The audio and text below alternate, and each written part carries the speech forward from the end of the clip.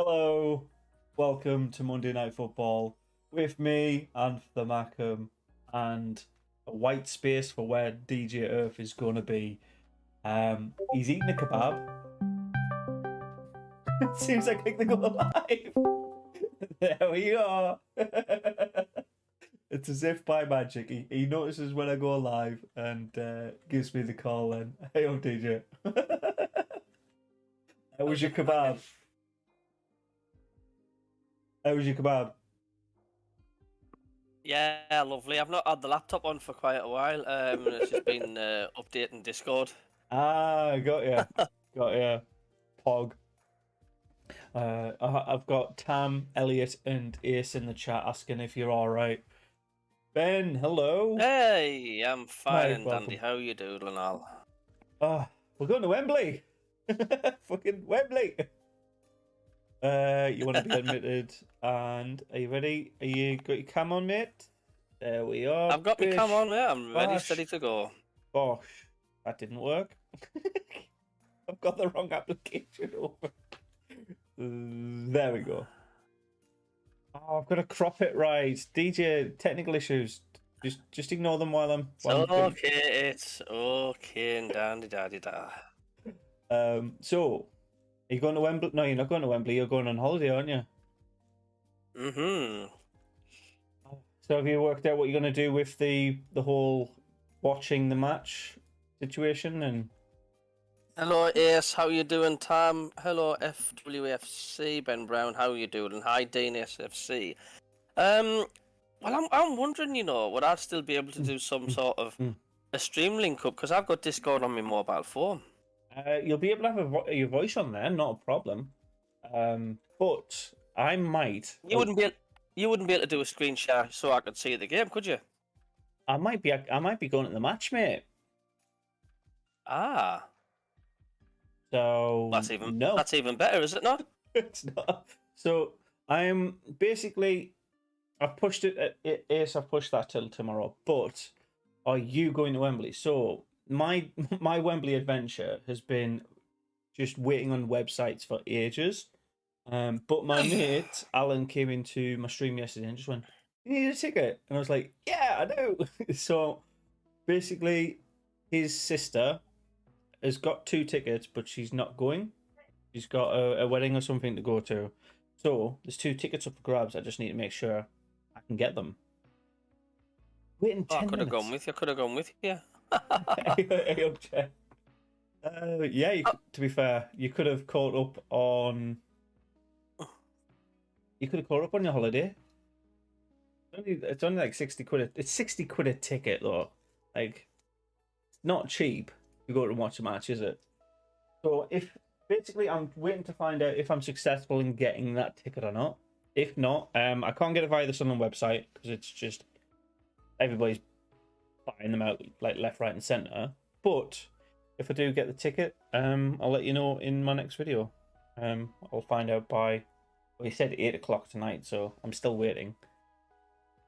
Either way, you'll enjoy it, hopefully, man. Oh mate, it'd be nice to go to Wembley. Got permission to. Thank you, Is Patrick. Welcome. Hi, we're both well. How you feeling, mate? How you feeling? Did you? Me? Yeah. I'm all right. I've just been that busy, basically getting my new taxi ready, my new car on the road. It's been a bit of a headache, but first day at work on the new car today, so. Fair enough. It's not too bad. You got graft in the way. We've got a mix. What? Hello, Jeff. Patrick, how you doing? Maybe. You never know. I hope. I did have a question in my head, but I've completely lost it now. Want me to find it for you? The question, yes, please. No, it was to do with like. Did you see the whole malarkey? I know you have seen it because you released a video about it, but have you seen the whole malarkey around what the Wickham owner said? I don't know nothing nothing about it. I mean, what was it like? Is it just some sarcastic comment? Like, is it just like WrestleManian banter or something? It's a little bit of that. It's slapstick, really, isn't it? It's somebody being salty because we've got more fans than them, and that's it. That's Would all it, I can really read into that with, really. what Um, what what exactly was his words like? Did he say something like we're just a tin pot club or something like that? Or no, so he slightly changed his press release halfway through. He went from the Wembley. He basically was salty that we got more tickets allocated for Wembley, and his response was right? like, basically, chair boys, buy more tickets, buy all the tickets as much as you possibly can, and let's take it over the Netflix club. Um, so basically, he called us a Netflix show team, like we didn't exist before Netflix. And basically he amended that to has a Netflix show. So it was just embarrassing. It was. Do you remember Kevin Keegan back in the late 90s about Man U? I just got like Yeah. vibes for that, like getting absolutely wound up by the opposition manager coming out with a press release. It's really weird, and I don't think we have stooped to their level. It's just bizarre that he thinks that would work in this day and age. Very true At the end, that. at the end of the day, though, and it's I couldn't give a monkey's chuff what any of them say. It's Yeah. what happens on the pitch that matters, isn't it? Oh yeah, absolutely. And to that end, I've put my prediction on here as 3-1 for Sunderland, obviously. But I've got your prediction up from last game where you said Chef Wed would beat us 3-1. What do you reckon the Wickham Sunderland final game's going to be? Well, my heart says Sunderland will win 4 out, Uh huh. but my head What's your will head say saying? Wickham will win 2-1 in a dirty performance, a scrappy performance, the way they play ugly all the time. They won't allow us to play. I think they'll score from a penalty and in a set piece, and I think they'll just play awful and they'll do enough to get over the line. Yeah. Um, I can see that happening, but I can also see us doing the same thing. But there's going to be one really interesting thing about all of the playoff finals, and that is that VAR is going to be taking effect for the first time in playoffs. So not the semi-finals, but the finals themselves are going to be regulated by VAR rules, which means when we actually score and it goes over the line, and the goalkeeper, the referee doesn't give it, VAR will help us out because that's happened to us 3 times this season. We've had the ball over the line, the referee just went, "Nah, fuck off." Sunderland, it didn't go over the line. And to the other end, we'll get handballs that have been handballs by the defenders given against Wickham. So I genuinely feel like Sunderland would benefit a lot from VAR in this I final. think if there was VAR in the minute we got relegated into Division 1, it would have been up the first season. It's been honestly, as you say, there's some. What match was that you were on about when we had a ball? The ball was clearly over the line. So that one was the 2-2 draw, I think against Shrewsbury. I kind of think it was Shrewsbury Town. We beat Shrewsbury Town 3-2 at home. We got 2 late goals, didn't we? Well, late goal, Broadhead. I can't remember. It could have been MK Dons and we lost 2-1. No. And Stewart No. the ball over the line. No, because I remember us needing a second goal. I think it was one of the 1-1 win, 1-1 draws. It was definitely a draw. It was definitely a draw that was involved in. But it's happened too many times. So Gerard says hopefully VAR will actually help, and VAR should sort the leg breakers out though as well. Like the amount a lot of Sunderland fans, I mean, I can understand, being optimistic and stuff, and I think it's dangerous going along saying like, oh, it's our promotion, it's our trophy, it's our turn and all that. Just take it with caution. I mean, we don't have the given right to win. To win, you have to fight and fight hard for it and deserve you win. That's what Sunderland need to do. And I think, this will be just as hard as Sheffield Wednesday, if not harder. Like I said, both teams don't have the given right to win it, but we certainly don't. And I'm sick to death of listening, hearing posts about, oh, I can't wait for the the Trafalgar Square party on Friday and that. Yeah, we're fucking shit hot at the parties on Friday, but we'll come away with nout, don't we? Every time. Yeah. I just want to see us get a result and then watch the party afterwards. So I'm sick of seeing Sunderland partying on Trafalgar Square and seeing all the pictures, and then everybody's just we won pissed our off last the fuck one at the though, finals. mate. We won our last one. Anybody there though? Anybody there? So where is it?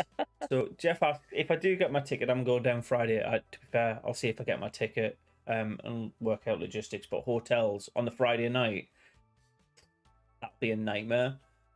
So probably look at Saturday morning, to be honest. But also, the FA have released who's going to be officiating.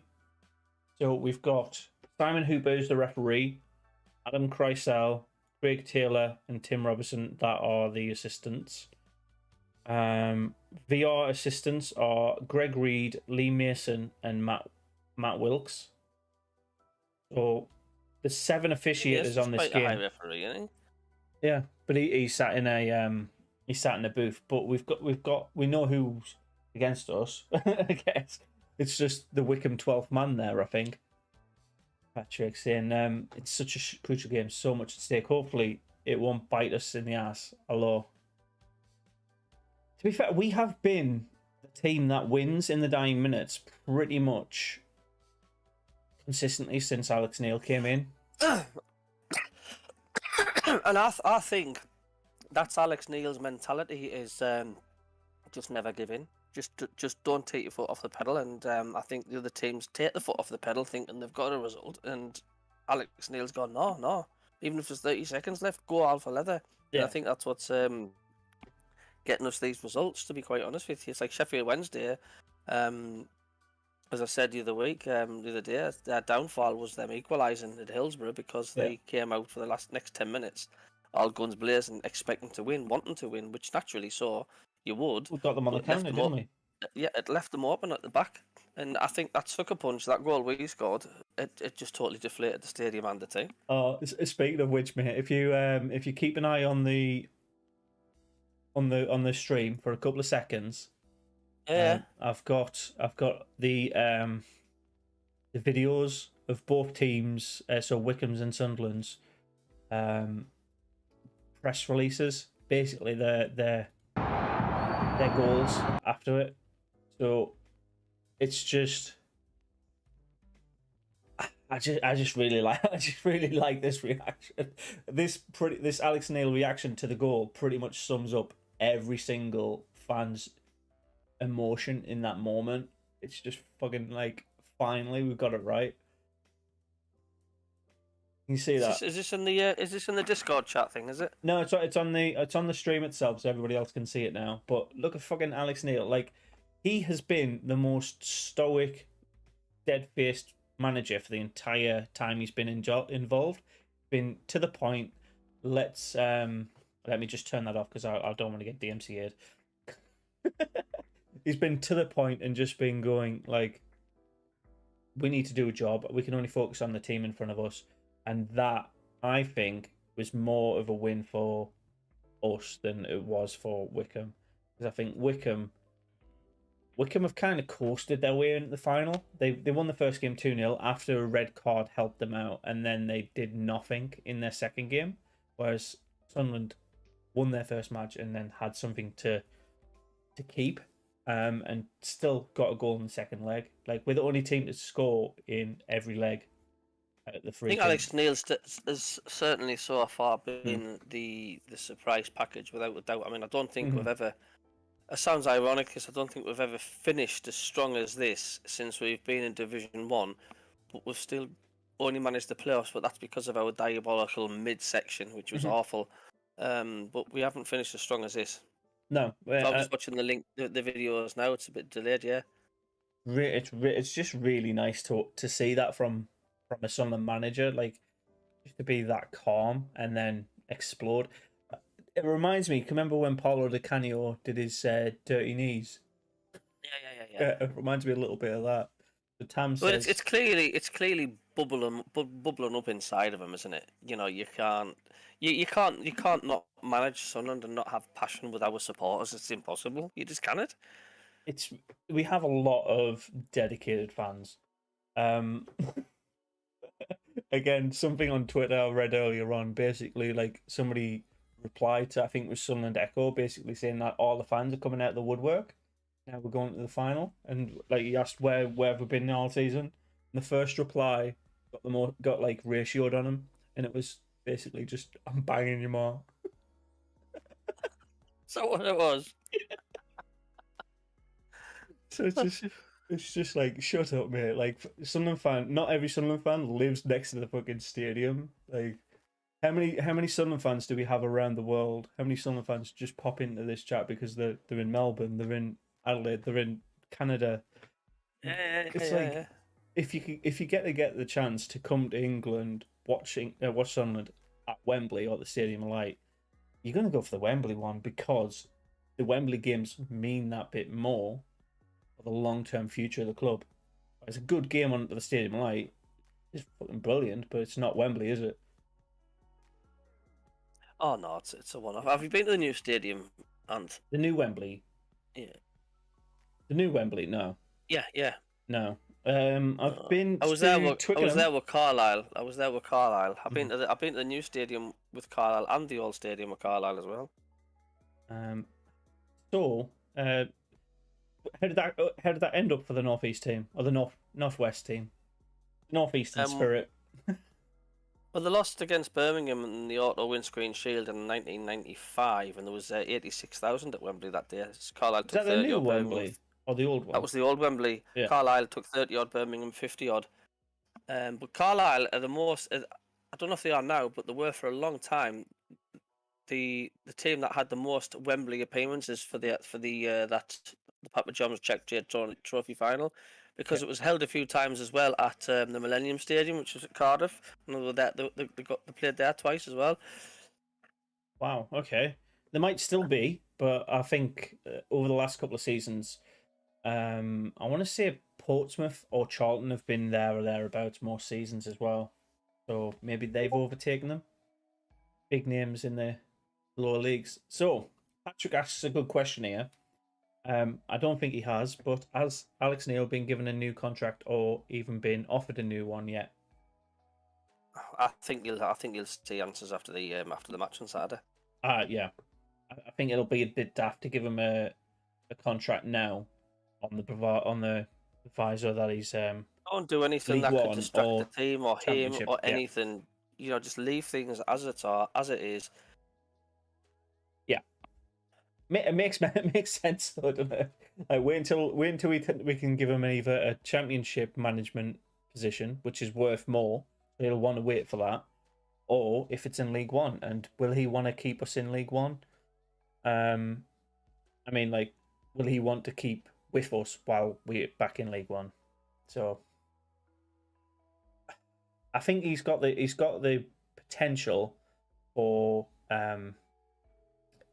if we have him in charge, we could do a Wigan. Who else has dominated this league recently and went up and stayed up? Blackpool.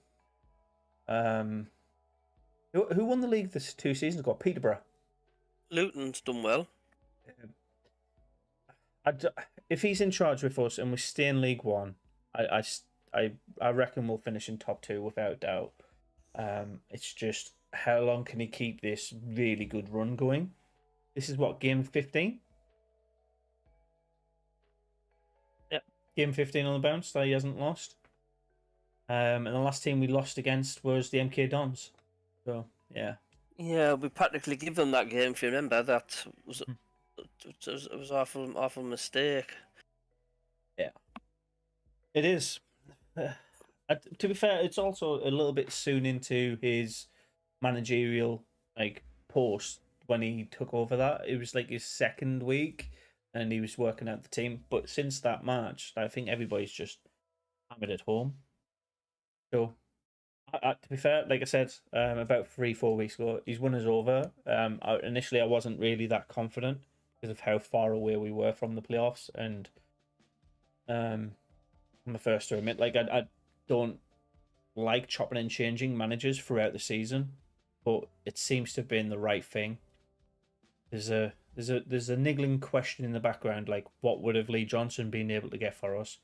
but I think Lee Johnson's style of football would have been very much like MK Dons in the playoffs. Lost the first round and then won the second. Would have been a lot more vulnerable in the back because that's what Lee Yeah. Johnson was. Yeah. Yeah.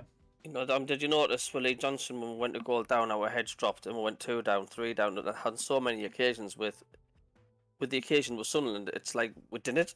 It's, if anything else, the heads don't go down; they go the opposite way. It's a total different way, the way we're playing.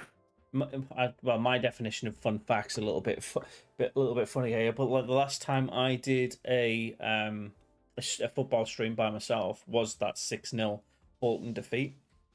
So since then we've done match day streams together and Monday night footballs. This is our 12th Monday night football.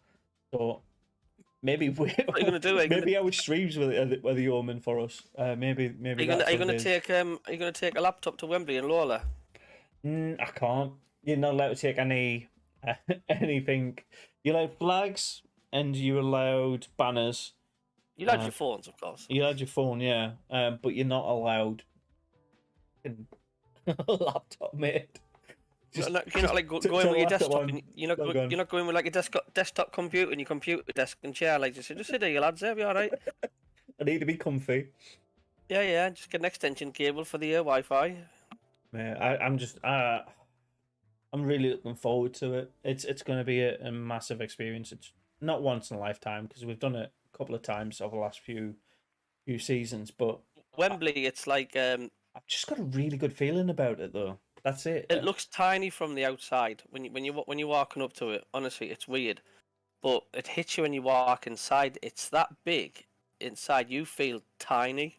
It's mental. It is. It's just mentally. You're looking up everywhere, thinking, and it's such a beautiful looking stadium. It is. It is a lovely stadium. I've got to say that.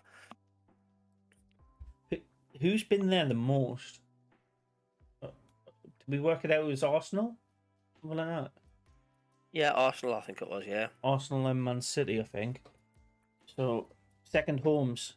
Oh, actually, no. Wouldn't it be Tottenham while they were building their new stadium, or West Ham? When they were building the stadium, because they were playing their home matches there. Yeah, they would have had at least 18 home games there. Does that count? I don't think it should. Yeah. Should we talk about the last match then? Yeah, fire away. Yeah. So, stats wise, we matched them essentially. We had a slightly more possession than they did, but I think up until like the 70th minute, it was just us trying to hold it at the back as much as possible without breaking through, and it was them trying to lob ball it over our top or break it through our lines, and it just nothing was working until they actually got their goal. No.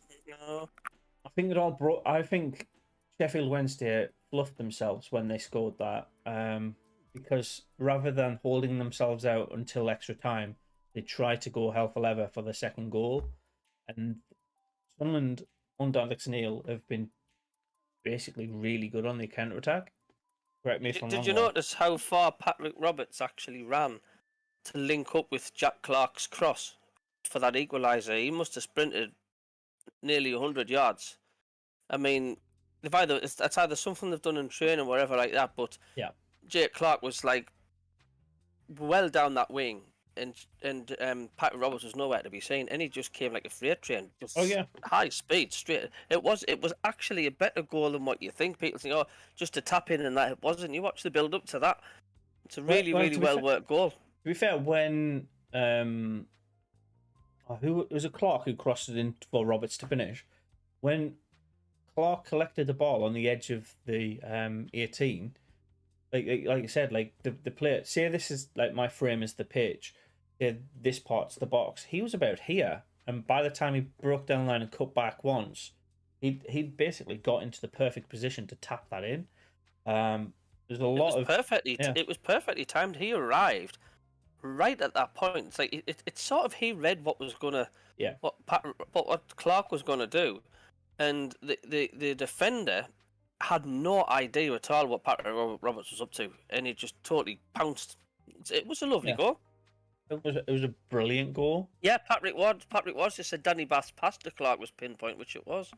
Oh yeah, that ping up the left. Yeah. To be fair, I think wasn't Roberts online with Bath when he took that pinged cross? He was on the far side, I think. Yeah. Tam says he's not the greatest fan of Alex Neil, to say the least, but he has brought that bounce back ability into the squad, and that's his best achievement. I'd say it's one of his achievements. I don't want to say it's his best. I think his best has been solidifying that defence up. Under his tutelage, I think we've conceded 6 or 7 goals in the last 15 games. It's actually really... It's really concerning that we weren't that good defensively beforehand, but also relieving that it is possible for our team to win games by 1 goal and look comfortable at doing that as well. Look at the final day of the season, that 1-0 win. Beyond the goal, nothing really happened in that match. And Elliot's just said, not sure how many more times you'll be live this season, but I'd just like to say thanks on behalf of all fans. Thank you, mate. Right, cheers, Elliot. Spot on. Keep it going, and hopefully we'll have more views in the championship. Well, lads. So yeah, we're just starting off, aren't we, Anth? I mean, we're getting more subs, more likes, there's more people, coming onto the chat, and it just takes time, Yeah. Speaking of likes and plugs, I've got DJ's channel in the about bit, so if you just click on that, click the sub button, and see you in a second. But Jacob said he's going for a 3-1 win to Sunderland, but also we should have got Alex Neil in the 17-18 season.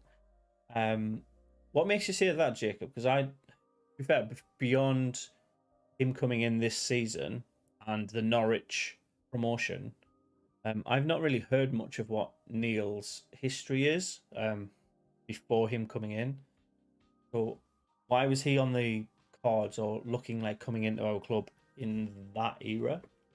And who do we get instead? Do we get Grayson that season? Grayson was before pandemic. Yeah, Grayson was also before Coleman, wasn't he? Yeah. And Coleman came in after Grayson. It was Grayson that we got in that season. I think so. Yeah, I just watched the Sun Until I Die episodes, but I binge watched them a few days ago. I still enjoy watching them all to this day. But yeah, I think you're right. To be fair, I know this might be a weird concept for a video. If we do get promoted, do we have the players of our League One campaigns? Like, do you have like a top 10?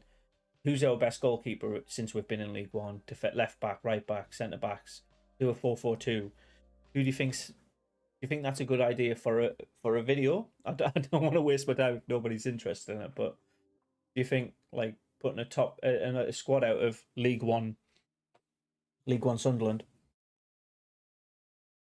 Yeah, I think it's a good 50-50 split in our side at the moment. I would say there's a good few of them that could hold the run of the championship, and a good few that possibly won't. Mm-hmm. Yeah, and I think one of the people who I think would be really contentious to leave out of that would be McGeady, because I think McGeady, where he plays in that like the arrow of the midfield, he's replaced by Pritchard. In my humble opinion, Pritchard is just that much better, and I don't know if that's because of his age or if it's because of just how much. How old's McGeady now? I think he's 30. I think he's my age, mate. I think he's 32, 33. And Pritchard's what? Is he 28? He's definitely got more sharpness. Yeah, he's definitely got more sharpness. He's got legs for League One. He's 36. McGeady's 36. And Alex Pritchard is 93. Does that mean he's 93-year-old? No, he's born in 93, so he's 29. 29. I don't know. Hello, Gordon. We wouldn't have gone down. He was at Preston at the time and kept him mid-table in the Championship. Did we go down in the 17-18 season? We had Grayson and Coleman in the 17-18 season, apparently. And even No, David Moyes Stephen took us Gordon. down from the Premier League to Division 1, didn't he? David Moyes. Yeah, he got us relegated from the Premier League. Him and his signings, yeah. And then we got, I'm sure with the first season. The one good signing that Moyes had was Wabi Kazri, though. Wabi Kazri was a solid player. He was just massively underutilized. You just got to look at his career since he left Sunderland and just see how poorly we used his talents. I remember his crosses. Well, because his crosses, he nearly went into the top corner. He nearly scored every time with a cross. Didn't he nearly score? Did he score directly from a corner? Or did he hit the post from a corner? I think I remember. Well, watch the Everton game when we put the mags down when we scored our third goal. Robbie Casby's cross, it nearly went in. Yeah, that was it. And Cornier just tidied the pieces up. Oh, how our two clubs have switched fortunes since then, mate. Do you think Stewart will be good enough in the Championship? I mean, he's Ross getting Stewart? 50-50 mixed reviews. Ross Stewart, yeah, that the fact he's good. His work rate's good. He defends. He's all over the pitch. I think he needs to be. Is he prolific enough? He needs to be in a partnership.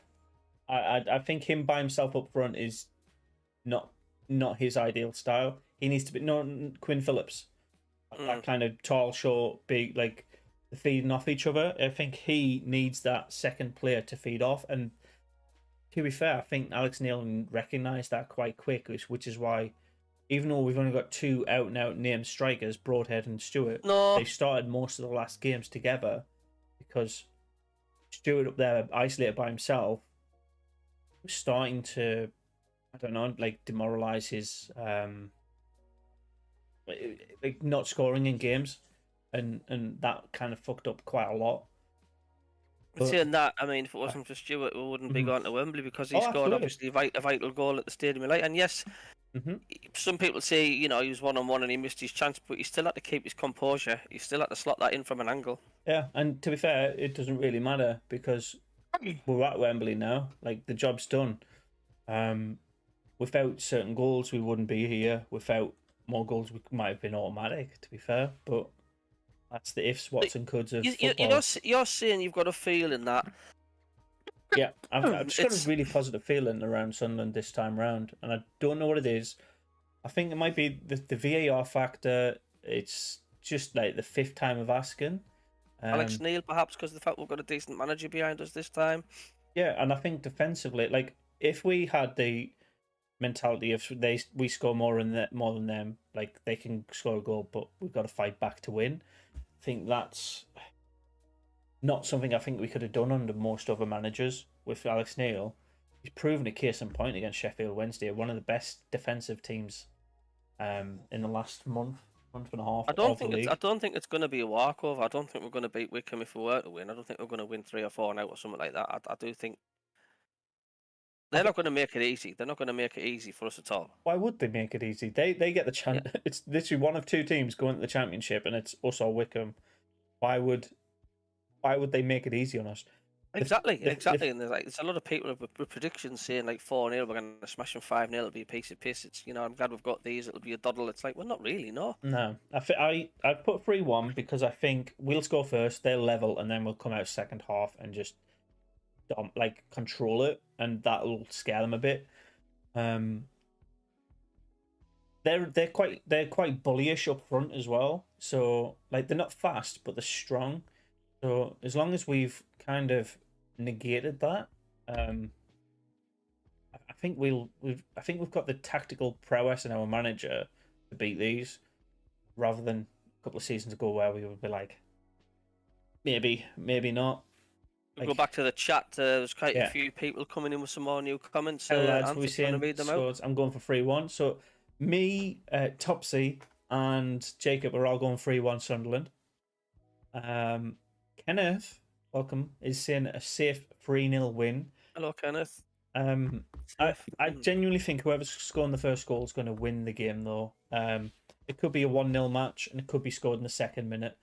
But whoever gets the first goal will try and control the match from that point onwards. And if we do that, I don't think we'll do what Sheffield Wednesday does and just went out for an all-out attack. I think we'll be a bit more reserved and controlling of the ball. So, yeah, I think you're right. If we say got an early goal, I don't think we'd do the Jack Ross tactics where it was like the second half performance against Portsmouth in the Czech Trade Trophy final where we sat back too deep. I think what he'll do is he will sit back, but the difference is we're like a trapdoor spider waiting to pounce. It's like we're sitting back, but we're still on the attack sort of thing. So it'd be taking the match with caution if that did, but definitely. I think we've got the precision in it. Yeah, we've got the precision in it as well. Danny Bath pinging it forward, Clark to Roberts. Like we've got the precision in the passing now as well, which quite a lot of the time we've went, oh, there's a pass gone wide, there's a cross gone into Rosette. We've done that a lot this season, but at the key moments when it matters, we deliver. So I'm just chuffed to bits how the defenders are really, really hitting it at the vital time of the season. I think Bath and Bailey Wright's performing a good partnership at the back. They're looking really solid, and I have done for the past few games, and I think that's vital. I do. I think it's vital at this, and they've shown it for how many games this season. They've been immense. Breaking news. You can't see it. You can't read it. It says you have a ticket. I have a fucking ticket. You got a ticket out? Have you got a ticket? I got a ticket. Oh, let's fucking go. Enjoy it. Hopefully, you'll enjoy it, Anth. So I will not be doing a live stream, but I will be at Wembley, so I'll be happy. You'd have to get some video footage, Anth. Yeah, I will try my best. I will try. I've got my phone, so I'll have plenty of footage. Oh, fucking come on.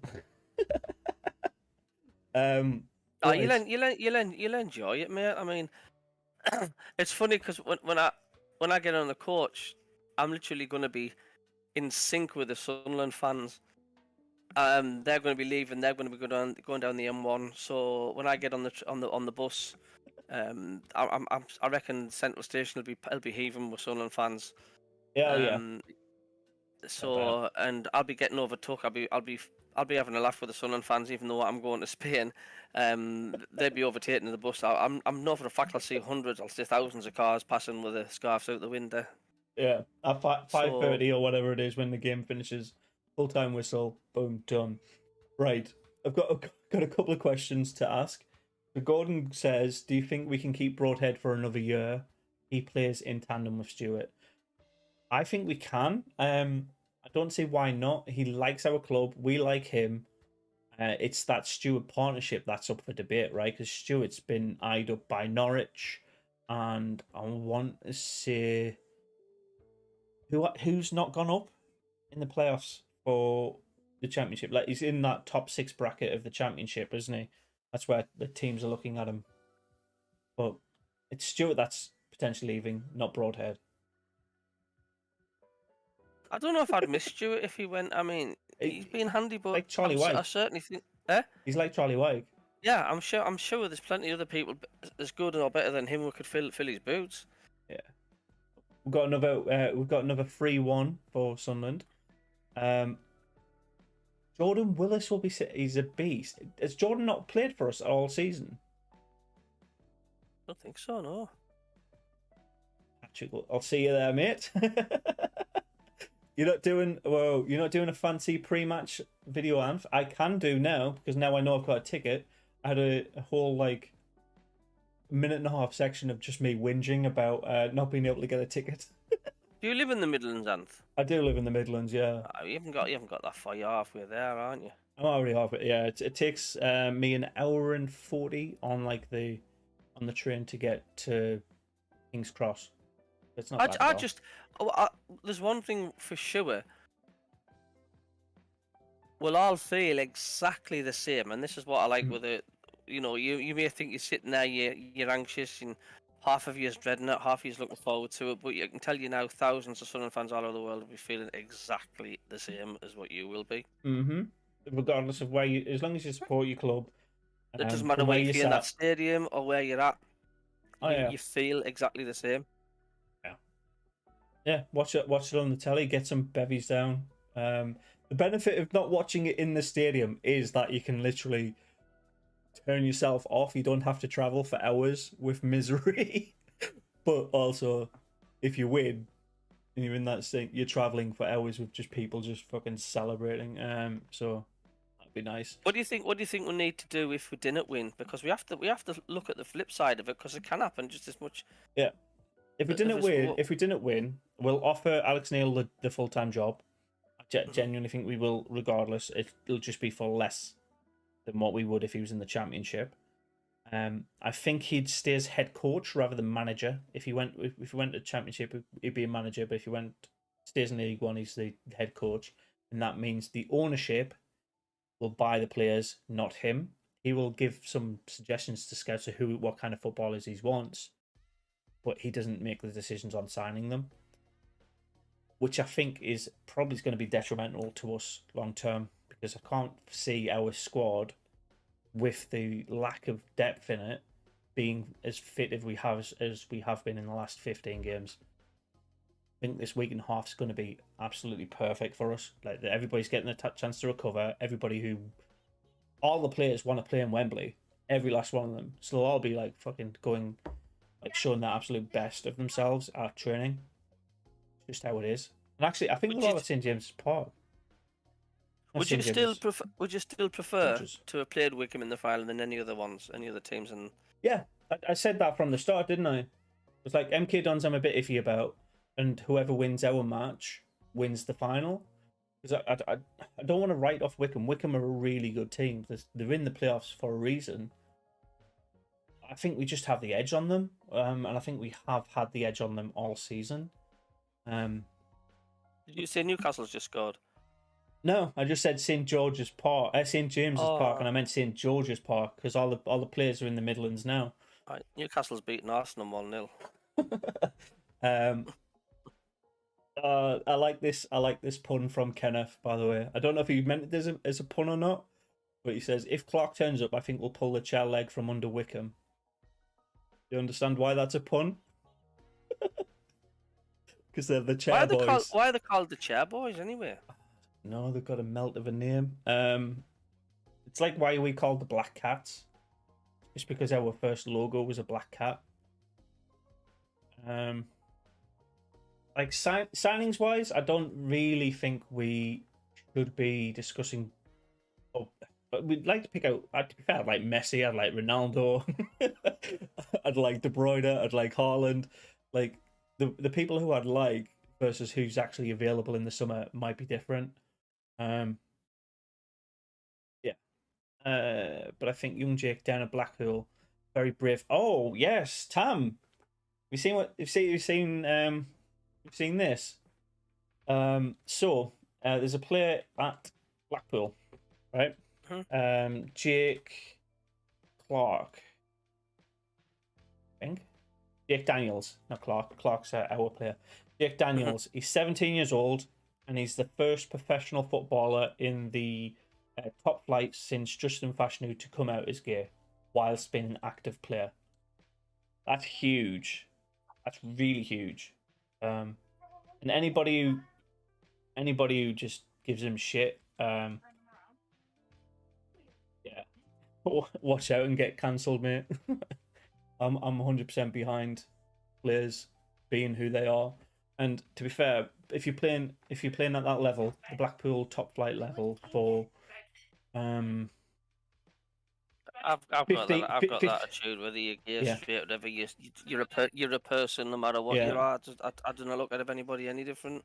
I think one, he's 17 years old and he's decided to do it, but he's decided to do it when he's 17, which means he's got potentially 15 solid years, maybe up to 20 years of football ahead of him if he plays to 37, where he has to like publicly not be himself. So I think that's really fucking huge. And yeah, if you don't support him or not if you don't support his decision, you don't have to support him personally, but you support his decision, and you're against his decision to come out. Like, get out of the channel. I don't need that mess in here. But yeah, Patrick says Newcastle are 1-0 up. Nice, Own goal. nice Somebody can't segue. write for Arsenal. Because they make furniture in Wickham. Is that where Oak Furniture Land is? Could be. Could be. You don't know. Topsy says, "What's your opinions on us?"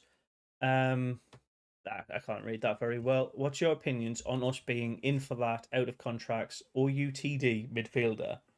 Who's OUTD? I think it's shrewd business or more penny pinching doing the cheap. To be fair, I think we have done well by picking players who are on the cheaper side because they know, like, I think everybody knows that Sunderland are a big brand, big name in football, and if they can recover that club, they're doing everything perfectly for their career. So penny pinching, I think, might be an astute term, but yeah. Cute. Well done to Jake. It's not an easy thing to do. Didn't Fash come out? Yeah. No. Justin Fashanu came out during his career and then he committed suicide. He got death threats for 18 months. Judge a man on his deeds, not his needs. Thank you, Topsy. I missed what you said. He's the first top flight player who what? Mark, he's the first. He's not top flight. He's the first EFL player since Justin Fashanu to come out as gay. And that was done 30 years ago. Can you remember the Hammer from West Ham? Not West Ham, Aston Villa. What was his name?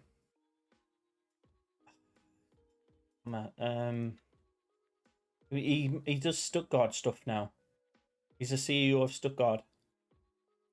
What's his bloody name? Put it to my hand. What's the Stuttgart? The Villa player who came out after he retired, and there was one that played for. He played for Leeds and then went to America, and when he went to America, he came out. But like in the English game, there's none of that. I just think it's going to be a nice step towards being a better game for everybody. Holy shit! I think he did Tam after his career ended. Oxford United. Maybe that Blackpool kid came out in case someone else had threatened him to out him. We'll never know. But yeah, we'll never know, Gordon. Fair enough. Oh really? Well, I didn't know he killed himself. Yeah. Alexander Whirl. I think it is him.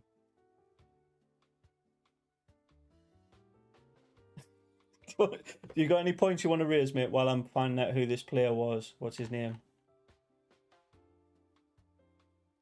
I just think, like I say, I think players only come out with it because of the fact of the dicks, the knobheads in the crowd, and some of the stupid, narrow-minded fans that poke fun and try to segregate people like that. It's a sad world, really. Yeah. Trying to find his name. I know he's a CEO of Stuttgart because I read it in an article. CEO Thomas Hilsberger. There you go. You were right. No, it wasn't Alex Wurler. Justin Fashanu scored a wonder goal for Norwich against Liverpool. Yes, he did. And it just proves like it doesn't really matter what happens off the pitch as long as you can be yourself on the pitch. If you're happy on the pitch, you perform, and your team and your fans like you. And Jacob, there you go. It doesn't matter what skin color, religion, the country you're from, gender, sexuality. We're all human, no matter what. We all bleed red. All said. All said. Not if you're gay, straight, or Australian. Honestly, what about all three? Straight, gay, Australian. I don't think is that possible. sure it will be somewhere. I'm sure there's a lot more players who are but aren't brave enough or not in a position in their life to come out at this point. Yeah, I think it's the stepping stone. It's the representation. You got to remember, like 45, maybe 50 years ago now, West Brom were fighting to get black players into the Premier League. Things come with time, and could you imagine the Premier League without any black players? Well, didn't Cyril Regis, who played for was at West Brom, had a massive campaign start the anti-racism thing? Yeah, it just makes no sense to me. Like, it doesn't matter what the person is, as long as they're talented in their position and not the game, you can get them on the pitch. Like, that's ultimately what we want out of it, right? We want to see high quality, good players enjoy the game of football, and if anything's blocking that, yeah, that's it. There you go. So, right, should we talk about Wembley arrangements then? Well, I was going to start lining up the potential for doing the live stream for Saturday. Obviously, that's not happening now. So, I'll be doing a video, basically going through my journey to get a fucking Wembley ticket, how much of a nightmare that was. And we'll do a pre-match prediction, a post-match analysis of the previous round, and yeah, we'll do another one after Wembley as well. I don't think I've got any plans until the next season kicks off. What do you want to do about next week's Monday Night Football? Because you'll be still on holiday. I can still join in. That's not a problem at all. Yeah. Okay. You'll have your laptop abroad. Okay. Fair enough. Yeah. Not just in football either. Thank you, Patrick. Wait a second. Wait. A king second DJ. We are not on parley terms with the Aussies. We all have our red lines.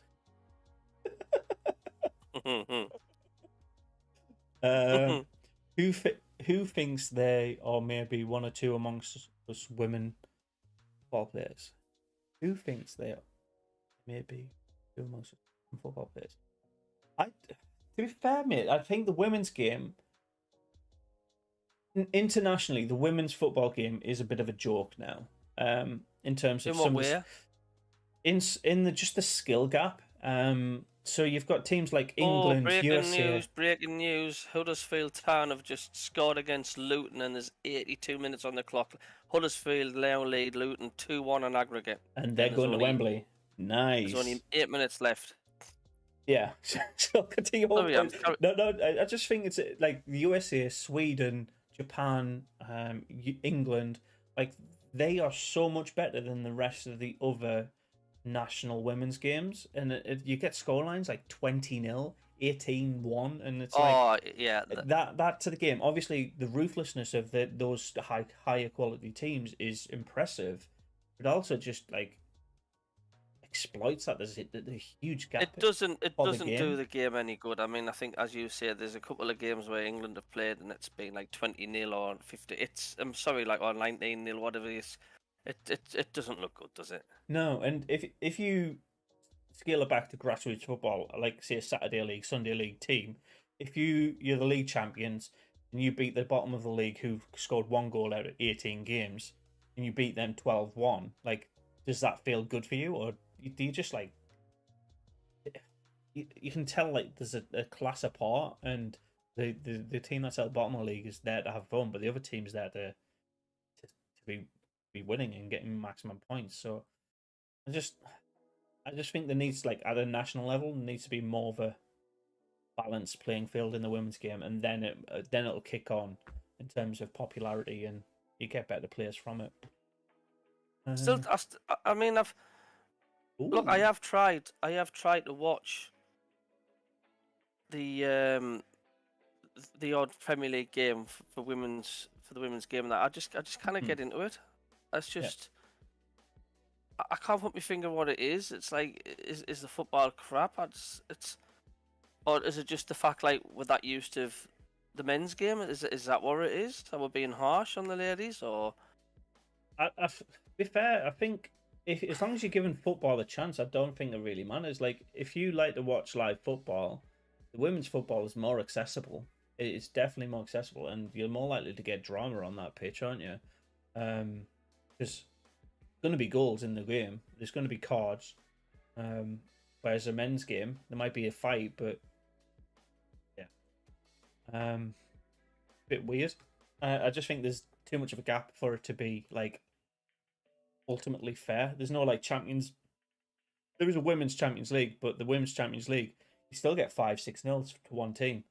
You occasionally get a high scoreline in the normal Champions League, but that's like Belarusian team playing Real Madrid. It's kind of weird.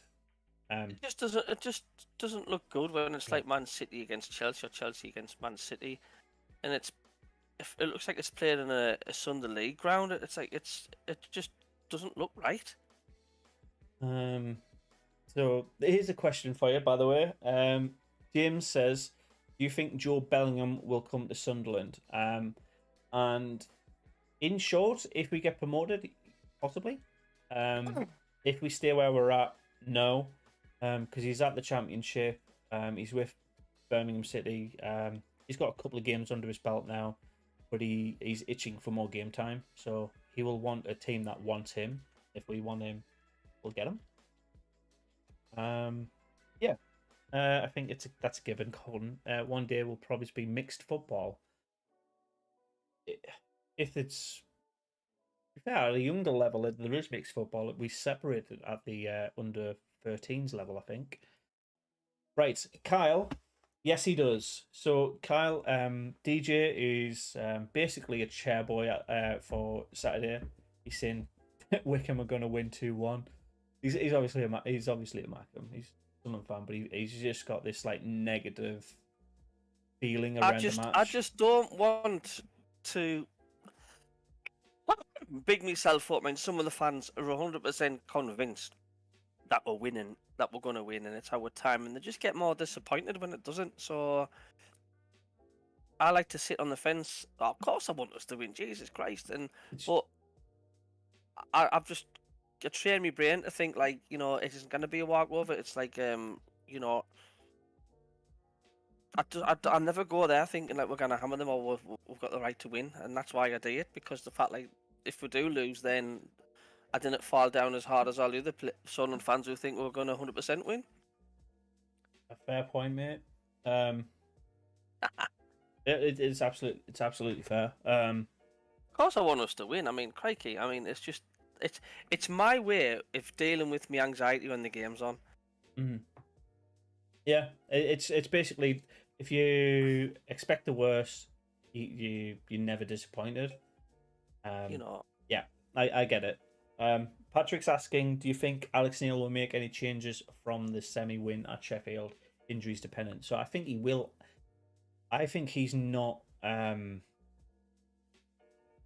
sentimental towards the teams that are playing. He will pick the best team based on the training and the fitness going into the match, because I think as long as he's abundantly clear to all the players, you're not playing because you're not 100% with this injury. I will bring you on, or I'll look at bringing you on if this player gets injured or this player does that. Like, he'll have his tactics laid out, and he'll just communicate that really well and clear to the team. Like, he's putting out the best possible team against the best possible Wickham team. Like, he's not going to show favoritism because you made a good pass in the match against Sheffield. Like, he'll just pick the best ones on the day. I think that's lack of sentimentalism is really refreshing from a manager. Mark Quinn says, Mark Quinn? Yes, Jacob, that's why I count on DJ predicting a loss. It's good luck. To be fair, mate, every time you have predicted us lose, we've ended up either winning or bagging a last-minute goal. So I'm taking it as a good omen. I've replied to all the Sunderland fans every time I see a comment saying it's our year, and we're coming back with a trophy. We're going for, and I always put underneath saying, "Be careful what you're saying. and I get slagged off. Oh, you must be a Magpie. You're not a Sunderland fan. How can you be so pessimistic and all that? I'm just thinking, well, there we go. Yeah. Gordon reckons, I think 3 changes, 2 near the end of the game. Neil will only put the same team out twice consecutively. He put them both out against Sheffield. Like he made an unchanged name squad for the second match, bar 1 player. So he put 10 out of the 11 players on in leg 2 that were in leg 1. So we are looking at a couple of changes. 3-1. 3-1. There's quite a lot of people going 3-1. I like. We should. Thought we would hammer Swindon in the 90s, and we got beat. Still went up through by default. Why did we go up from that Swindon match? Was it basically they put out an illegible player or something like that? I can't. When was the Sunderland Swindon playoffs? Because I think I was a kid then. Well, I was a kid in the 90s. Just how young of a kid was I? Final 1990. Yeah, I was literally a baby at that point. So yeah, don't remember that very well. That's why. Tom says DJ's a glass half empty kind of guy. To be fair, that's a good point. Tax fraud. Oh, fucking. Do you reckon football's come on a bit since then? You just got to look at Derby. It hasn't really.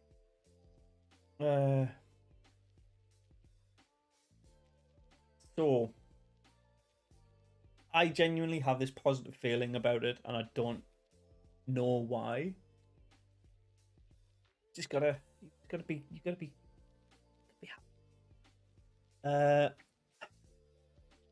Everyone's predicting 3-1 Alf because that's your pick, and you got a perfect in our last game. Fucking great point. I was like, look, it's fucking that. Can you remember that bit? Yeah. When you went, my God! I went, I guess that means that. Harold, hello. So Harold supports Port Vale in League 2. How is the League 2 playoffs going? Yeah, Howard, how did you guys do? Are you drawn in the first leg? No, it was yesterday full time 2-1. Swindon beat them 2-1. Oh, Port Vale scored in the last minutes, I think. Yeah, Mansfield beat Northampton 2-1 as well. So both home teams going into their next match 2-1 up. Yeah. Patrick, Swindon had an issue with the taxman. If anybody can remember that final, Swindon absolutely wiped the floor with Sunderland on that day. They had something like 25 shots to our 1. We were awful. We were absolutely awful that game. We got murdered. We got murdered. But we still went up. Murdered. Yeah, we obviously we went up, but we were awful. Outplayed from start to finish. I don't know why. It just feels like the right time. I'm not just saying that because we're overdue a win in front of the fans, and I know people keep saying it's the last time Sunderland had their fans at the west side of the stadium. It was 1973, but does it really make a difference which end your fans are at to affect the result? To be fair, that was a different stadium as well, but no, it's just one of those things. Like, do you know when we were playing the Euros? Obviously England in the Euros. What difference is the Wickham game from any other game that we've lost at Wembley? And in the big games where it matters, playoffs. I just think the momentum's on our side. I know momentum's not like the be all and end all going into one match, but is the momentum not with Wickham as well? No, they lost. They lost their last game 1-0. They won 2-0, but they won their 2-0 because one of the MK Dons players got a red card quite early on. So they beat a 10-man team 2-0, and then the second leg they won 1-0 after defending. They lost 1-0 after defending and not taking a single shot all game. Like, they dragged out to get to the final, and I think that's them spent. Whereas we won the first leg. We looked like we could have scored more. The second leg, we didn't attack as much, but we looked like we were reserving our energy for the final. They scored, and then we broke on them on the counter late on in the game like we normally do. I just think momentum is with us. Like, the energy was with us. Although we played the game after them, I don't know. It just feels right. I think like Wickham have had their chance. They had their moment when they got promoted that last time in the playoffs. Yeah. Was it penalties that went up? Who? Who's they? Wickham. When Wickham went up in the playoff final at Wembley, was it in penalties that they went up? I can't remember because I wasn't interested at the end of that season. Huddersfield are going to Wembley. The fans are storming the pitch now. Hard to beat, scored a few and keep it until the end. Yeah, Ham's going 2-1 though. Running had an issue with the tax man. I know we will win because of Alex Neil's history in the playoffs as well. That's a really good point, Jacob. His tactics as a coach, as a manager, he sets the team up for that one game. He plays the game in front of him. He doesn't play 7 games in front of him. He plays the one. So, really good point. Lost 2-1. Still a chance at home. I was there. I'm sure we will win. It has the feelings of 37 and 73 all over again. Gordon, I don't think you're old enough to remember the 37 season, but yeah, I think. Were you there at the 73 season? And why do you think the fans welcome celebrate a semi-final win? I mean, is it just because of I'm watching the fans now. They're on the pitch at the John Smith Stadium, Huddersfield. They're celebrating like they're up. They're not up. They've still got a game to go yet. But is it just because it's Wembley? Wembley is just such an iconic place. Is that what the fans celebrate? That the fact that they're going to Wembley, not actually that the fact that they're going up? No, I think it's the same with Sunderland. They celebrate the win, mate. They celebrate that they win the last day of the season. They celebrate they just celebrate the moment. Like if I'm winning a match, I'm not celebrating that I've won the league. It's like game 1. Like, you know what I mean? They're celebrating that moment. But it's a different celebration, though, isn't it? It's a different level, but it's also like when it's the one just before Wembley. It's the last one at home, last one away. It's the last one in the normal ground. Like, that's your season over for most fans. Like, some fans from Sunderland cannot travel just because of financial reasons to London to watch a game of football. Like, because it's at Wembley. So that could be their moment where they're like, I was there. They weren't at Wembley, but they were there when we got to Wembley. Do you know what I mean? Like, enjoy that moment. Newcastle's 2-0 up against Arsenal. They've just scored. To be fair, that's Arsenal's Champions League knocking, isn't it? Yeah, I was at the game. What a miserable day out that was. Are you going to be at Trafalgar Square? So I need to work out logistics now, mate, because I need to collect my ticket. So more than likely, yes, I'll meet Al for my ticket at Trafalgar Square. Probably. But yeah, I'll be going. Have you ever known Sunderland fan being so confident going to Wembley as we are now? No. Patrick in 1937. No. Nearly quite as bad as the FA Cup in the pools, Patrick.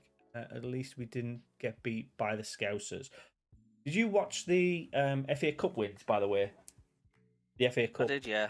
Did you think what a shit game?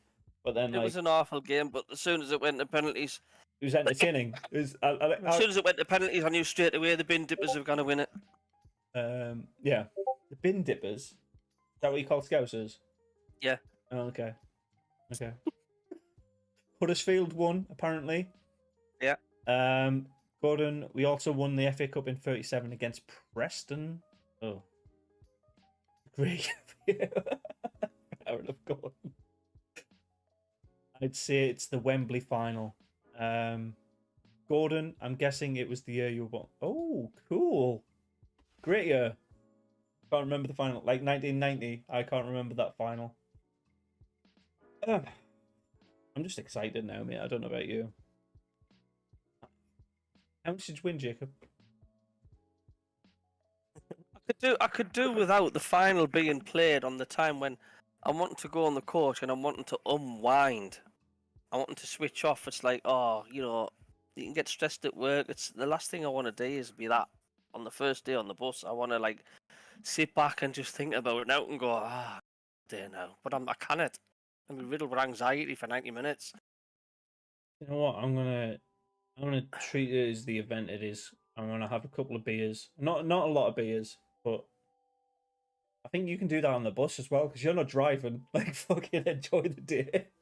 I know I'm you. teetotal. I know you got the kids and that, but just have a sugar rush then.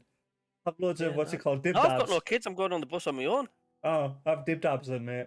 Get some I'll have pizza. some dib dags, mate, and some. I've got a funny feeling they serve pig's trotters as well. If not, I'll take some takeaway bag with them. Yeah. Um. I can't believe you eat pig strikes, mate. It's grim. I'm trying to find a bloody app. Keep the pig's trotters flying high. Wherever you go, you're Grim. sure to know. The pig's Newcastle have trotters been will- roasted on Twitter for supporting young Jake Daniels. It seems that you can only be a sports. You can only sports wash a little bit. What do you mean? Being roasted on Twitter for posting support for young Jake Daniels. It seems like you can only see anybody supporting that kid is. Yeah. Fair in my book, even if they are a Geordie. That's my point. Let me just try and find the M1. Cool. And What's the thing about Jake Daniels? And I just caught the last bit there, but getting delayed here. so apparently, some Newcastle fans have been roasted for supporting Jake Daniels. It seems that you can only sports wash a little bit. I mean, There's Jake Daniels, like I'm miles away. that's the kid who came out. He's a Blackpool player that came out. Is that his name, Jake? Right, Jake okay. Daniels, yeah. And are you going to Wickham on Saturday? Because I am. I'm going to reckon it's a 3-2 win. No, I've gone for a 3-1 win. And I am now. We had the confirmation while I've been streaming. Have you talked about the potential first 11? We haven't, Neil. We haven't. Okay. Because got yeah. Well, That I'll makes start sense off now. Patterson in goal. Okay. How many do you think we're going at back? 3 or 4? I reckon 4. I think Yeah. we'll change it up halfway through the game. So I think at the back, we'll have. Oh God. So you'll have Bath, obviously. You'll have. It's a toss-up, isn't it? Really. Who would you put up? Who would you put at the back? Sirkin's been solid for us. Bailey Wright, obviously, but Shalmanji and Doyle are good shouts as well. So I'd say Bath, Sirkin, Wright if it's a back 3. Bath, Sirkin, Wright, and Doyle if it's a back 4.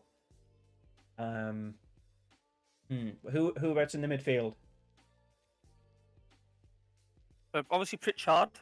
Which are like heading it up, yeah. Yeah, absolutely. Gooch on the right, or I think Clark or Roberts? Gooch. I think Gooch has deserved his place. I think he has. He's done well. He has done really well. Embo, Possibly. Winchester, Evans. We've got solid midfield. So if we're going 3 in the midfield, I'm going Embo, 09, Pritchard. If we're going 4 in the midfield, I'm going Embo, 09, Pritchard, and Gooch. And then up front, Broadhead Stewart. Do you agree with that? Do you think? Yep. Yeah. What about Robertson, Clark, Matete? They've all had good seasons as well. It's just. But the good thing is, they're all in form, and you can't complain about that. About all your players being in form, and they are. Yeah. Even when they've come on as subs, they've still been spot on in form. You know, they've still come on. They've done the job or contributed to doing the job. Yeah.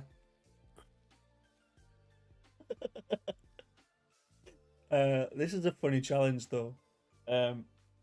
He started a new career on FIFA, managing Newcastle. He wanted to see if he could get them relegated all the way down to League 2, but he got sacked before that could happen. That's it. I think he'll keep it the same. The only change for me is if you bring in Broadhead, and who do you drop? What players should we watch out for them? Obviously, Sam Vokes. I think Akinfenwa was having his last game, so he'll be out in the last 10 minutes if they're winning. He'll not play if they're not, because I think he's just. Yeah, I think. I don't know. So, obviously, Sam Vokes, who's their goalie? Stockdale? Yeah, I think so. Yeah. You've got Jacobson, Akinfenwa, McCleary. That's three forwards. They're not going to go three up front, though, are they? Wheeler, Hogan, Stewart, Anthony Stewart in defence, Jason McCarthy in defence, Ryan, I can't say this name, Tafazoli in defence as well. I don't know. They've got enough players in their on their books, but they've also got a lot of tired legs. They've circulated around 15 players all season, like just gone through those 15. Obviously injuries and stuff like that, but they've had a consistent starting. Absolutely. But the style that Wickham play this season has been the worst style of football I think I've ever seen in the League One. And I think that's why people didn't give him any sympathy, because the fact they're an ugly team, but they somehow get results because they do. Because the bully boys up front, essentially. And I think we've got the defence to counteract that bully boy mentality. What do they play? A 3-5-2. So they normally play a 3-4-2-1. It's kind of it's basically Sunderland but in reverse. True Jacob. On the other side, I've taken Sunderland to the Champions League, which is fun. I bet that was a fucking task and a half. Did you sign Jermaine Defoe like we did in January? I think they are allowed 5 subs. That's a lot. Neil will try and get all of them near the end. They'll have played their part. We can handle Akinfenwa, just get 09 to jiggle glove handles and he won't be able to run around the large ball for laughing. I can see that. Do you know, in theory, Jermaine Defoe could make a return journey back for the last game, you know? Yeah, he can go fuck himself. I'm sorry. If he wants to all of a sudden just come into the fold after how we left, yeah, no. Someone was saying he's starting to show his true colours a bit, like the same night Sunderland sealed their trip to Wembley. Jermaine Defoe posted on his Instagram. He's sitting in his chair getting his makeup done on for Sky. He was sitting there with like the. Did you see his post? No. Well, that makes sense. He's going to be our new Kevin Phillips on TV. You've got Quinn Phillips and Danny Collins to some regard, and now it's going to be Jermaine Defoe. Like, do you know when Sunderland are on Sky? Yeah. They'll call one of them for go. Are you available for this one?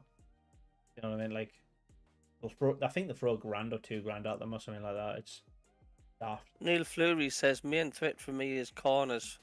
Corners against, yeah. So set pieces, I think that's how we've conceded most of our goals in the last few matches. So I'd agree with that, mate. Nice. Do you think VAR will go our way? Because I do. Yes, Jacob. I think VAR will actually be our friend. And because Wickham are dirty and bully boys, like I said, they'll be found out. They'll be given pullbacks for fouls, and they'll be given cards. So yeah. Defoe is in contract talks at Spurs as a coach. I mean, he can't even coach our team to score, so that's a brave decision for Spurs to take on board. Do you think in a way it's not done him any favours at all, him coming back for one last dance? Do you think it's no anything at all? It's sort of damaged his reputation with Sunderland. He should have just left it as things were. He should have left it as things were, because we would have still had that nostalgia thing for him. Now, I think our nostalgia is basically that when you think Jermaine Defoe, you think of the wonder strike against Newcastle, and you think of this 8-game spell. Like, beyond that, and Bradley Larry, obviously, the whole, like, how nice he was around Bradley and stuff. So those three moments that make his career at Sunderland, 2 of them really positive, but the last one, Like, don't get me wrong, he's a wonderful person, but like, poor decision coming back. Player, at least. If he came back as a coach or like supported Lee Johnson like getting more goals, then fine. But still hung his boots up at Rangers. My humble opinion. There you go. What about you, mate? Yeah, I mean, there was half of us thought it would be quite good, but I think, like I say, the alarm bell started ringing the first 3 games where you didn't even know he was on the pitch when he was on, and it was just such a big hurrah when we got him. Wasn't it? It was like everybody was like, "Oh, get in!" And like the Doncaster game, there was a hype. There was such a hype for that Doncaster match, weren't there? It's like the fans were going to the stadium saying, "I feel like we're a goal up before the game's even kicked off because we've got the 4," and it just couldn't have been such a more anticlimax, could it? Yeah, every game that he played in, I think, was a disaster.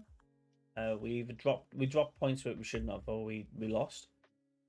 But it's in the past. We're in the playoff. Let's enjoy that for the meantime. Enough reckons. So Patrick asks, "Did you see Phillips celebrating the goal for Sky?" I haven't. So if you can send me the link, that would be good. I'll have a gander at that. He wasn't exactly doing an Ian Wright, jumping and screaming. He sort of like he was still sitting down in his seat, and he was like sort of smacking his hand on the wooden board, studio board. You know, Okay.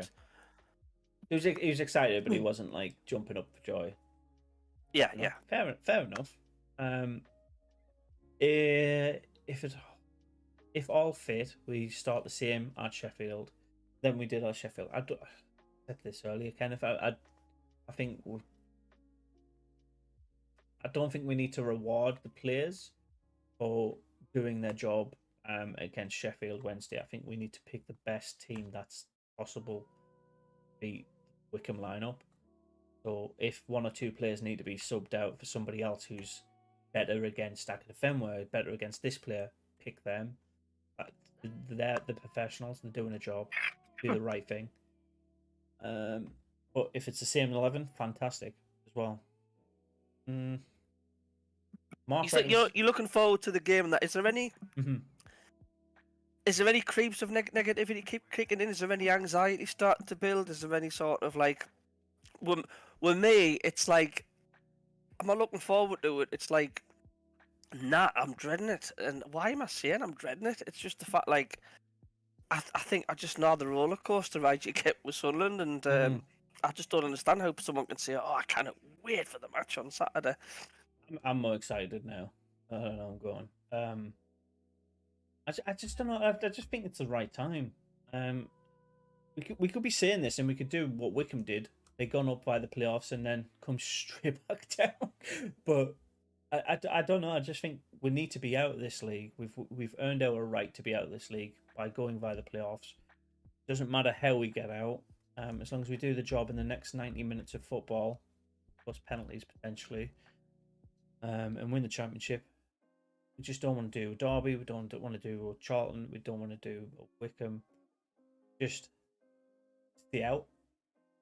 If it means playing like Birmingham City for the next 12 months until we can build a championship quality team, let's do that. Yeah. Do you think Stewart's got injured in the run up to the game? Would they ask Defoe to bring his boots to Wembley? Neil, even if they did ask Defoe to come on,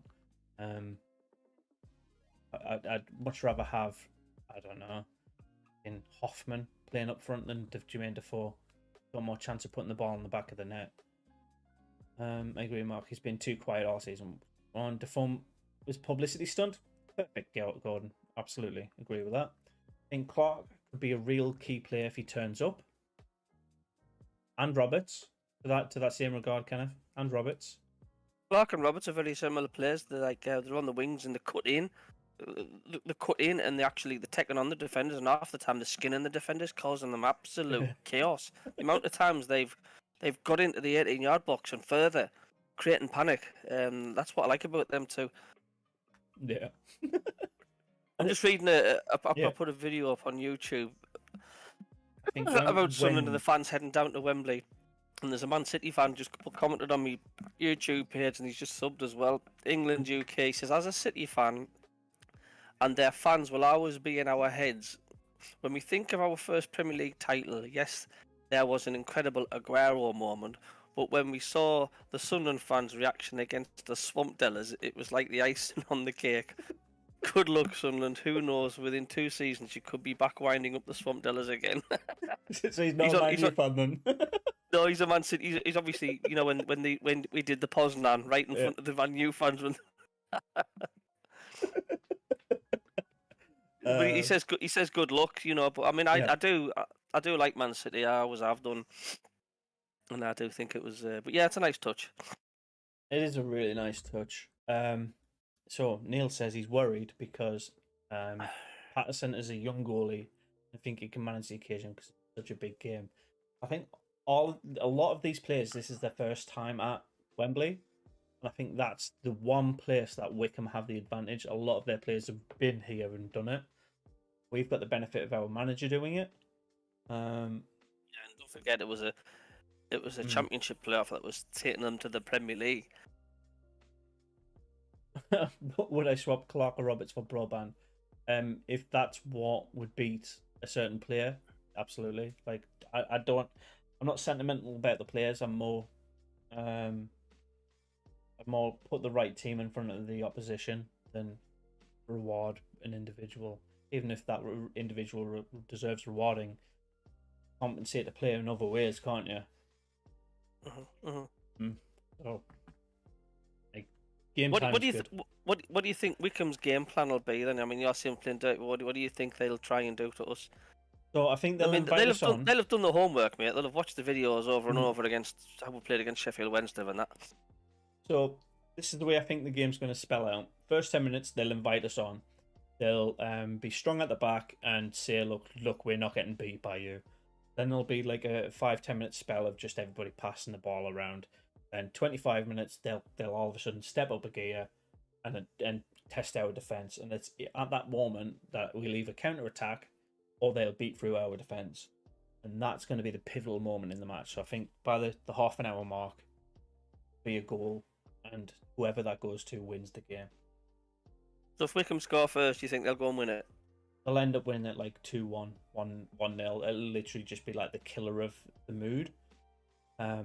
But I think because the stadium is going to be disproportionately Sunderland fans versus Wickham fans, every time we get the ball, we're going to be echoing and cheering them on. So I think the volume of support will be on our side as well.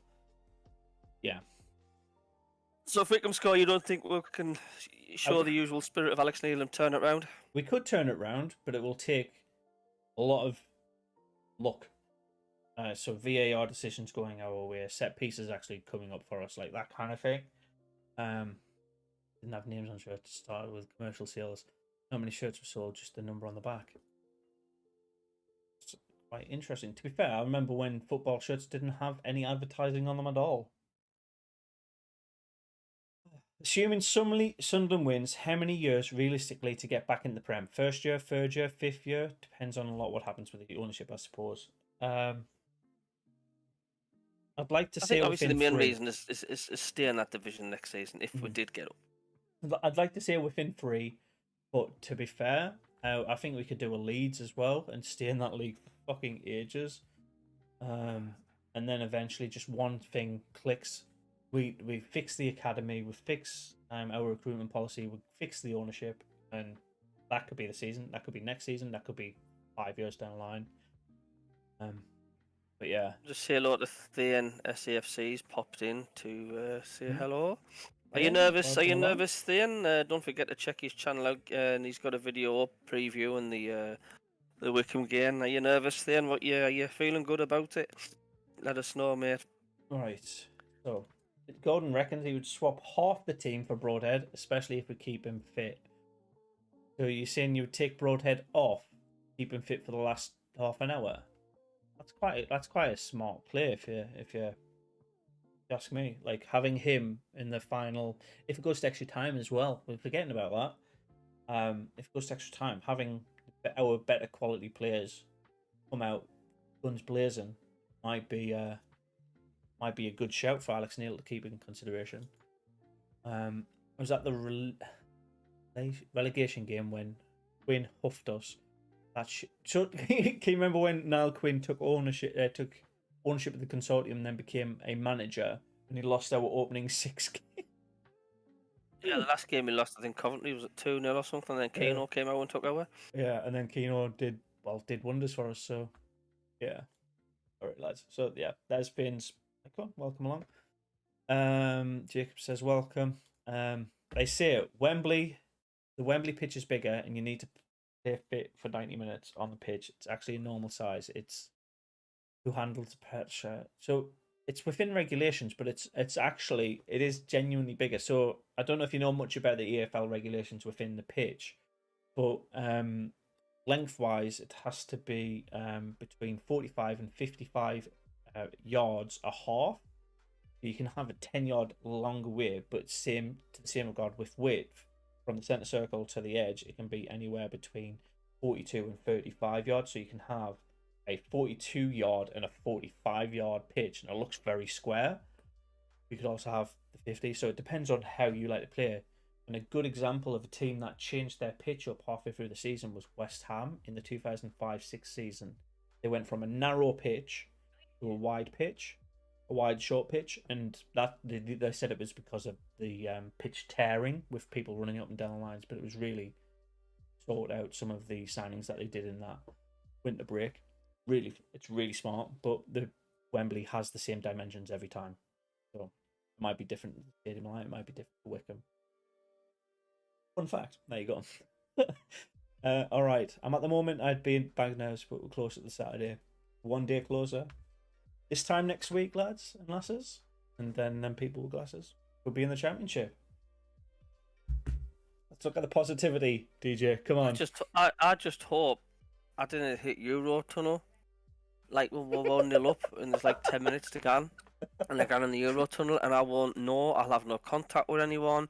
There'll be no radio reception. It'll be the longest fucking journey the tunnel I'll have ever been on. The tunnel has Wi-Fi. You'll just have to pay the Wi-Fi premium. And the wife's just laughing at us.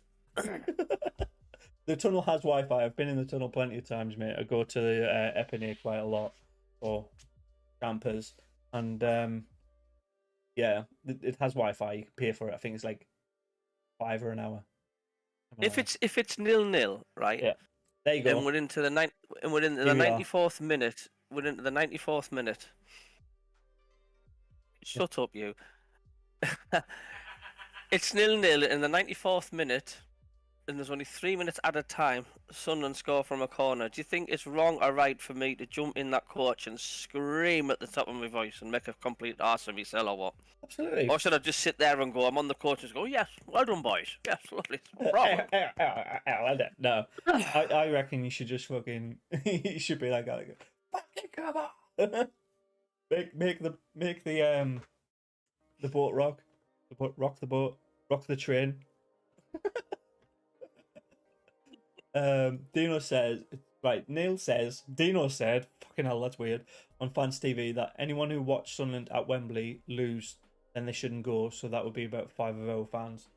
To be fair, this is my first time I'm going to watch Sunderland at a final. Maybe I'm the omen. Sam says, do I not like to fly, DJ? No, it hurts my arms. Fucking dick. It's part of me ADHD. I think it's not to do with the heights and whatnot. It's like the scream like mad. Jacob says, "Scream like mad, DJ. Scream like mad. Scream like mad when we score." Oh, I just hope I'm not sitting next to a mag on the bus. Oh, but even better. Could you imagine if we score and you sat next to a mag? You just like, you daft. How many times have they been to this Wembley this decade? When was the last? That's a good question. I know I'm not really like a normal. I don't normally look at Newcastle stuff, but when was the last time Newcastle Wembley? I've never been to the new Wembley. The last time I was at Wembley was when they had 2 consecutive FA Cups and they lost them both, wasn't it? Was it against Arsenal and Man United? Don't know. It was one season after the other. Consecutive seasons, we got to the FA Cup final and lost them both. I'm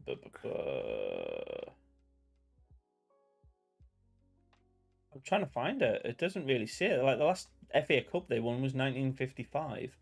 I remember it well. What, from goals, the VHS tape? Yeah. Oh, they were The good. good old days having a half-time cigarette. Right, last time Newcastle were at Wembley, they haven't even been in this side of the century. Come on, we've been like 4 times. Not for the good trophies, but like doesn't matter. Thank you for Jacob for fact checking. I doubt you'll be able to control yourself, DJ. Pre-warn the fellow passengers. Just wear the Sunderland shirt. I think that's enough pre-warning, really. Wear a Sunderland shirt. Just say, is this not the bus to Wembley?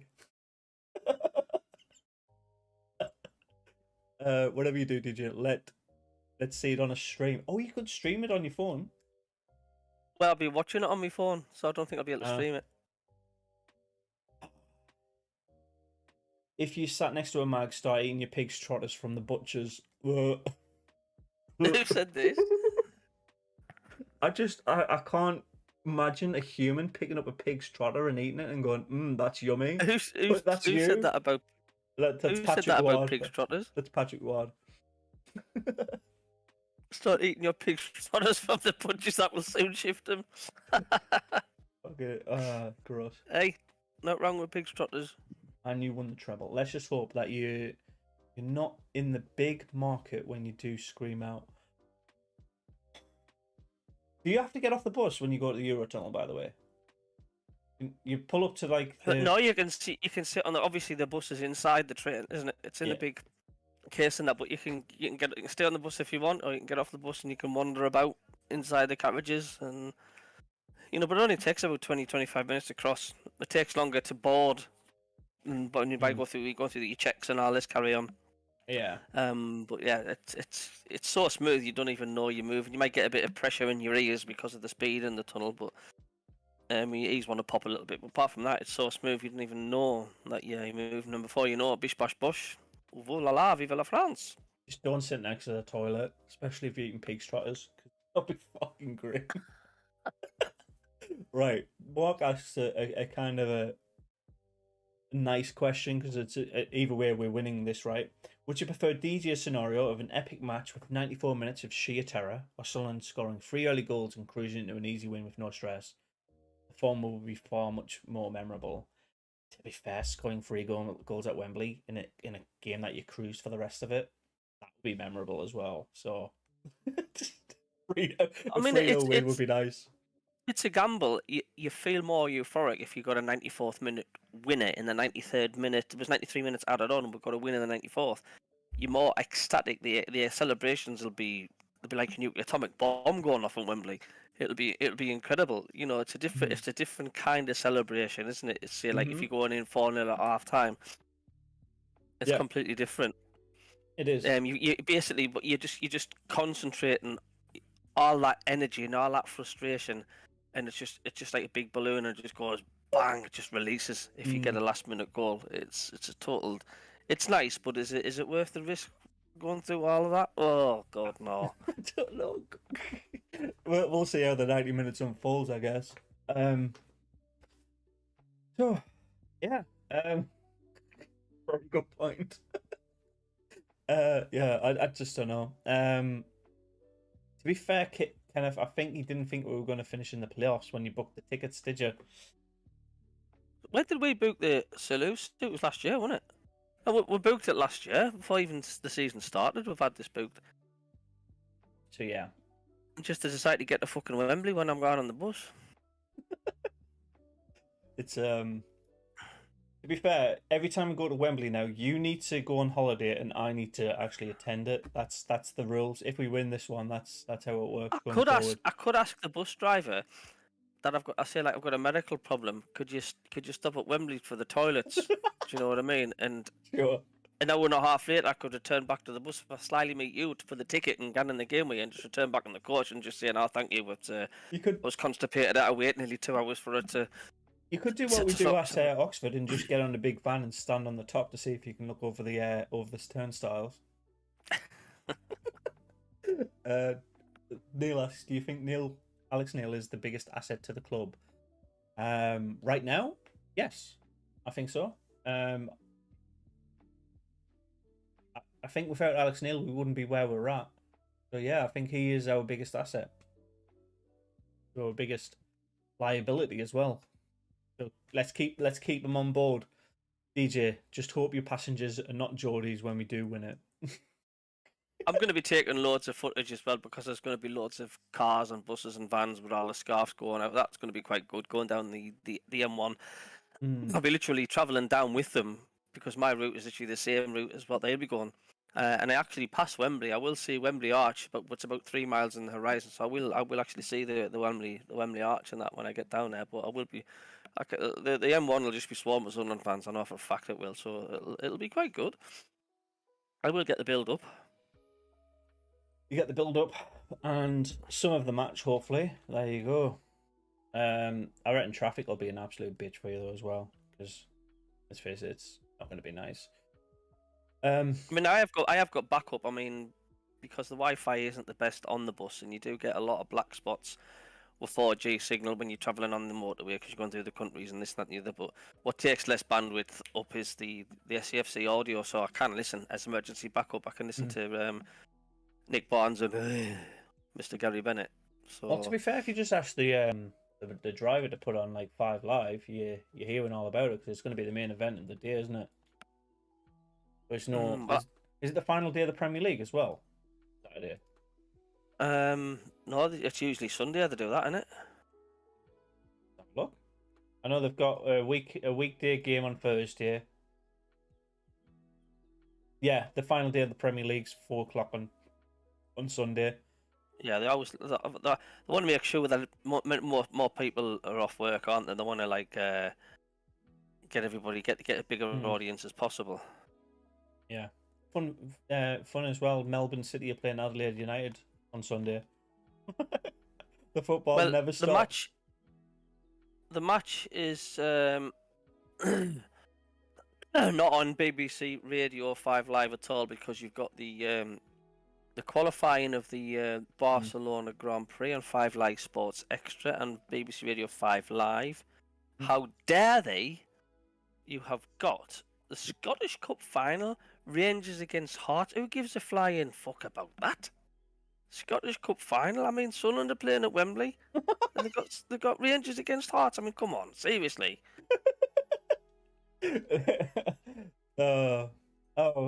Newcastle won 2-0. By the way, that was full time.